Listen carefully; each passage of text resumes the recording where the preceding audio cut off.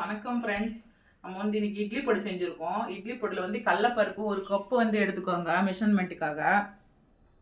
இட்லி பொடி வந்து அதில் வந்து நம்ம ஒரு டம்ளர் வந்து உளுந்து எடுத்தால் ஒரு டம்ளர் கடலப்பருப்பு, ஒரு 10-15 போல் காஞ்ச மிளகா, ஒரு முழு பூண்டு வந்து தட்டி நசுக்கி வச்சுக்கணும் லைட்டாக.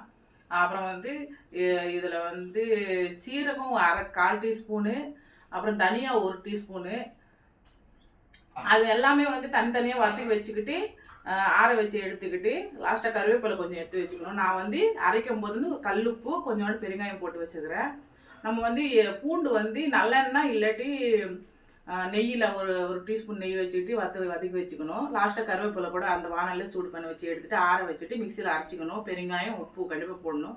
நம்ம மிளகு கூட கொஞ்சம் போட்டுக்கிறதுனால இது கரெக்டாக தான் இருக்கும் காரம்.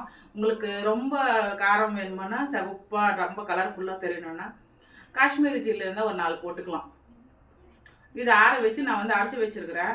உடச்சக்கல் லாஸ்ட்டாக போடும்போது வந்து ஒரு நல்ல குறைப்பாக தானே வேணும். இதுக்கான கடலப்பருப்பு இதெல்லாம் வந்து நம்ம ஃபஸ்ட்டு வந்து அரைச்சிக்கணும். ஒரு 2 ரவுண்டு சுற்றுற மாதிரி அரைச்சிக்கணும்.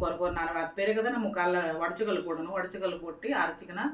ஆற வச்சு ஒரு டப்பாவில் ஸ்டாக் வச்சுக்கலாம். நீங்களும் இந்த மாதிரி செஞ்சு பாருங்கள், நல்லா தான் இருக்கும்.